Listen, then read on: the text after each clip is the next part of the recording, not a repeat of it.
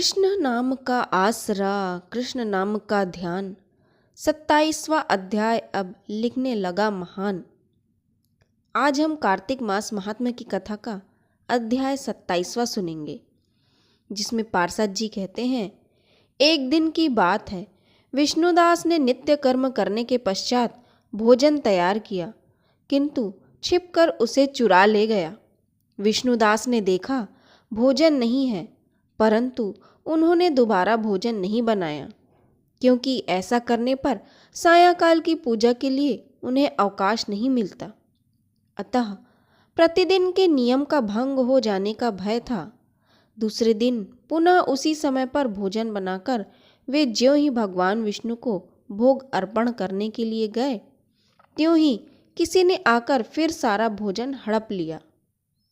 इस प्रकार 7 दिनों तक लगातार कोई उनका भोजन चुराकर ले जा रहा था। इससे विष्णुदास को बड़ा विस्मय हुआ। वे मन ही मन इस प्रकार विचार करने लगे, अहो, कौन प्रतिदिन आकर मेरी रसोई चुरा ले जाता है? यदि दोबारा रसोई बनाकर भोजन करता हूँ तो सायंकाल की पूजा छूट जाती है। यदि रसोई बनाकर तुरंत ही भोजन कर लेना उचित हो तो मुझसे यह न होगा, क्योंकि भगवान विष्णु को सब कुछ अर्पण किए बिना कोई भी वैष्णव भोजन नहीं करता। आज उपवास करते मुझे 7 दिन हो गए। इस प्रकार मैं व्रत में कब तक स्थिर रह सकता हूँ? अच्छा, आज मैं रसोई की भली भांति रक्षा करूँगा। ऐसा निश्चय करके भोजन बनाने के पश्चात वे वहीं कहीं छिप कर खड़े हो गए। इतने में ही उन्हें एक चांडाल दिखाई दिया, जो रसोई का अन्न हर कर जाने के लिए तैयार खड़ा था। भूख के मारे उसका सारा शरीर दुर्बल हो गया था। मुख पर दीनता छा रही थी। शरीर में हाड़ और चाम के सिवा कुछ शेष नहीं बचा था। उसे देखकर श्रेष्ठ ब्राह्मण विष्णुदास का हृदय करुणा से भर आया। उन्होंने भोजन चुराने वाले चांडाल की ओर देखकर कहा, भैया, जरा ठहरो ठहरो, क्यों रूखा सूखा खाते हो? यह घी तो ले लो। इस प्रकार कहते हुए विप्रवर विष्णुदास को आते देख वज चांडाल भय के मारे बड़े वेग से भागा और कुछ ही दूरी पर मूर्छित होकर गिर पड़ा। चांडाल को भयभीत और मूर्छित देखकर द्विज श्रेष्ठ विष्णुदास बड़े वेग से उसके समीप आए और दयावश अपने वस्त्र के एक छोर से उसको हवा करने लगे। उसके बाद जब वह उठकर खड़ा हुआ, तब विष्णुदास ने देखा वह चांडाल नहीं है, बल्कि साक्षात नारायण ही शंख, चक्र और गदा धारण किए सामने उपस्थित हैं। अपने प्रभु को प्रत्यक्ष देखकर विष्णुदास सात्विक भावों के वशीभूत हो गए। वे स्तुति और नमस्कार करने में भी समर्थ न हो सके। तब भगवान ने सात्विक व्रत का पालन करने वाले अपने भक्त विष्णुदास को छाती से लगा लिया और उन्हें अपने जैसा रूप देकर वैकुंठ धाम की ओर चले गए। उस समय यज्ञ में दीक्षित हुए राजा चोल ने देखा, विष्णुदास एक श्रेष्ठ विमान पर बैठकर भगवान विष्णु के समीप जा रहे हैं।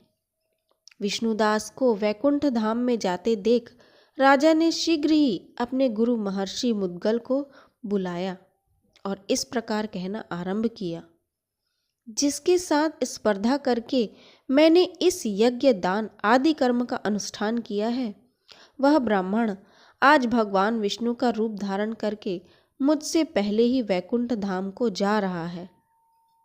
मैंने इस वैष्णव धाम में भली भांति दीक्षित होकर अग्नि में हवन किया और दान आदि के द्वारा ब्राह्मणों का मनोरथ पूर्ण किया।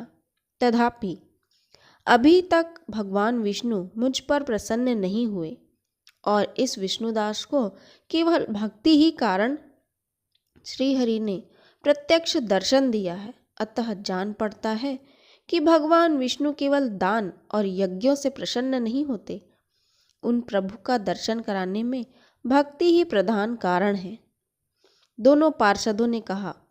इस प्रकार कहकर राजा ने अपने भांजे को राज सिंहासन पर अभिषिक्त कर दिया। वे बचपन से ही यज्ञ की दीक्षा लेकर उसी में संलग्न रहते थे, इसलिए उन्हें कोई पुत्र नहीं हुआ था। यही कारण है कि उस देश में अब तक भांजे ही राज्य के उत्तराधिकारी होते हैं।